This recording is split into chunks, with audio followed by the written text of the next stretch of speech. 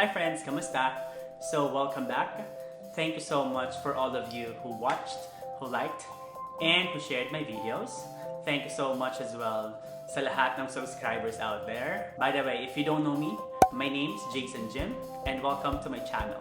Alright, so I am excited dahil for today's video, I will be answering most frequent questions if you are planning to be an international student here in Canada. Ready ka na ba? Let's begin. For the first question, I want to study in Canada. What should I do first?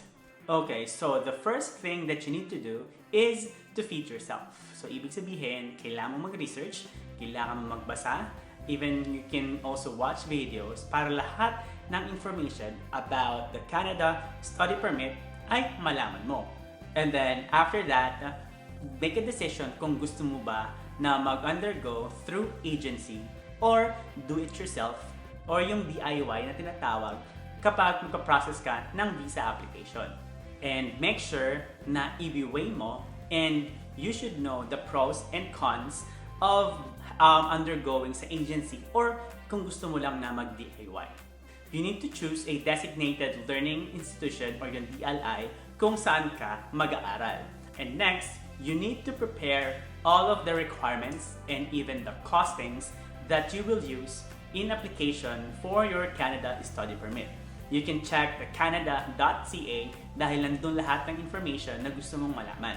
And lastly, what I suggest is also go to a Facebook page, search and join the group Pinoy Canada Student Pathway.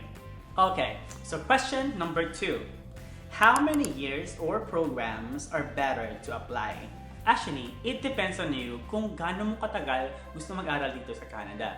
The good thing here in Canada is that there is what they call the work and study pathway. So, ibig sabihin, pag nag-aral ka dito, possible ka rin of course na makapagtrabaho. So, if you choose 1-year program, you will get a 1-year post-graduation work permit. So, ano nga ba ang post-graduation work permit? So, as per CIC, the post-graduation work permit allows students who have graduated from a participating Canadian post-secondary institution to gain valuable Canadian work experience. So, ibig sabihin, pag nag-aral ka sa isang designated learning institution dito sa Canada, possible na bigyan ka ng trabaho para magkaroon ka ng Canadian experience. So, yung trabaho mo, when you are still PGWP, ito yung tutulong sa'yo para maging yung permanent resident dito sa Canada.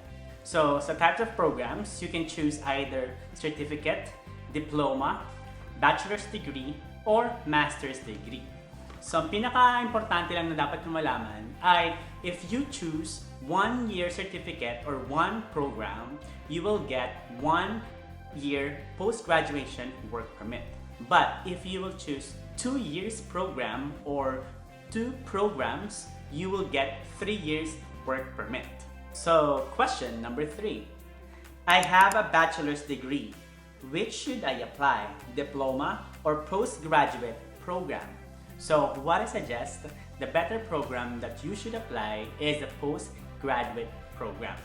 The reason why is because most of the postgraduate programs ay 1 year lang. So, if you decided na gusto mo mag-aral dito ng 2 years or ng 2 programs, you will gain 2 certificates, unlike ng diploma. Well, there are some diplomas na 1 year lang, but most of the diplomas are in 2 years. So, let us now go to question number 4. What type of student application is better? Regular stream or student direct stream or SDS? So, as I mentioned previously to my video, na meron 2 types of application pag gusto mong kumuha ng Canada Study Permit, yung regular stream or yung SDS. So, if you want to know more about SDS, please watch this video so that you know the details of this program. And to answer the question, let's see the differences between the regular stream and SDS. So for the regular stream, it is less expensive, while SDS is more expensive. Second, regular has the POF or yung proof of fund or show money, while on the other hand, SDS doesn't have the POF. Sa regular stream, no IELTS. Ang SDS with IELTS na academic dapat ang kunin ninyo. At the same time, you should have at least 6 total band score at hindi dapat bababa ng 6 each test. Yung speaking, reading, writing, and listening. With regards to payment naman, ang regular stream, kailangan mo lang bayaran yung first semester. While on the SDS, you need to pay for the 1-year program. And lastly, with regards to processing, regular stream may take up to 90 days, while for the SDS, it may take up to 1 month processing. So that is the difference between the regular stream or SDS. So it's up to you na lang if what is your preferred type of application. Question number 5. Is IELTS required if you study in Canada? So as I mentioned earlier regarding the regular stream at saka yung sa SDS. So kung yung SDS ang type of application na gagawin mo, you must take the IELTS. But if regular stream, depende naman sa magiging program mo at depende rin sa school mo. So, pwede kang mamili ng school na kung saan mo gustong pumunta at the same time, may mga school kasi na hindi na nangangailangan ng IELTS.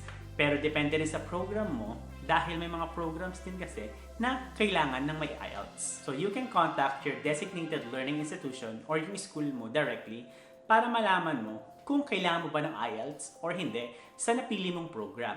Pero instead of taking IELTS, they will be requiring you to provide a certification from your previous university or previous college sa Pilipinas indicating na English is your primary language when you were studying during your university. Okay, so question number 6. How long does it take to get an LOA from school? So, it depends on your school or yung sa DLI na napili mo.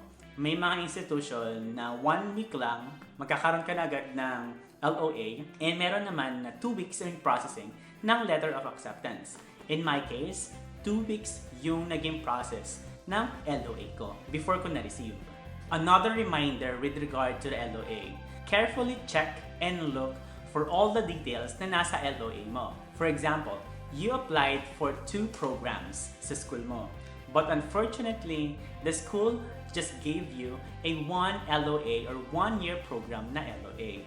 So you have 2 options. It's either go back to your school and request for an LOA indicating with your 2 programs, or you can just stick with the program na isa lang na nakalagay sa LOA mo. Pero make sure na paggagawa ka na ng SOP or yung tinatawag na Statement of Purpose, dapat naka-indicate doon na 1-year program lang. That's the reason why na I mentioned na kailangan mong i-check maigi ang LOA mo. Alright, so question number 7. How long does the visa application take place?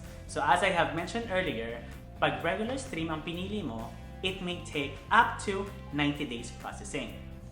On the other hand, kapag naman SDS ang pinili mo, it may take up to 1 month. But you know what? It really depends. Mayroon ako mga kakilala na regular stream sila, pero 14 days lang or within 2 months, meron na agad silang visa. On the other hand, sa SDS naman, meron naman akong kakilala na within 14 days din, nakakuha na siya ng visa. So it really depends sometimes sa embassy. Question number 8. Does a student need a travel history? So for this question, may mga naririnig kasi ako na ang sagot nila, yes and no. For example, may kakilala kasi ako in the same agency that I had before na na-require siya ng travel history kasi hindi pa siya nakapag-travel abroad. So ang ginawa niya, nag-book siya ng flight sa Singapore, Hong Kong, Macau, and then after that, saka siya nag-apply ng student permit. So sabi sa kanya, traveling abroad is also a factor para sa embassy para makita nila na you also have a history not just in the Philippines but outside of the country as well. Meron din naman ako mga nakilala na even though wala silang travel history, they had an approval of visa. At the same time, it also depends on how you write your statement of purpose. For the question number 9, can I still apply for study permit even if my parents are not going to support me? The answer is yes. So for what I know, usually, ang na-approve na mag-sponsor sa isang estudyante ay yung relatives niya. Kailangan din nilang mag-provide ng bank accounts, bank statements, and also their assets kung meron. So there's a question. What if hindi lang isa ang bank account ng relative ko? So the more bank accounts and more assets, the better. Basta make sure na ma-attain nyo lang yung minimum requirement ng proof of fund.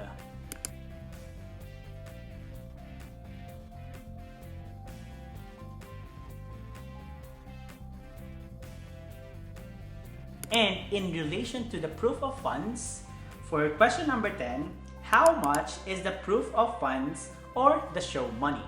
So I made a video regarding the costs and expenses in application for Canada's study permit. You can watch this video for more details.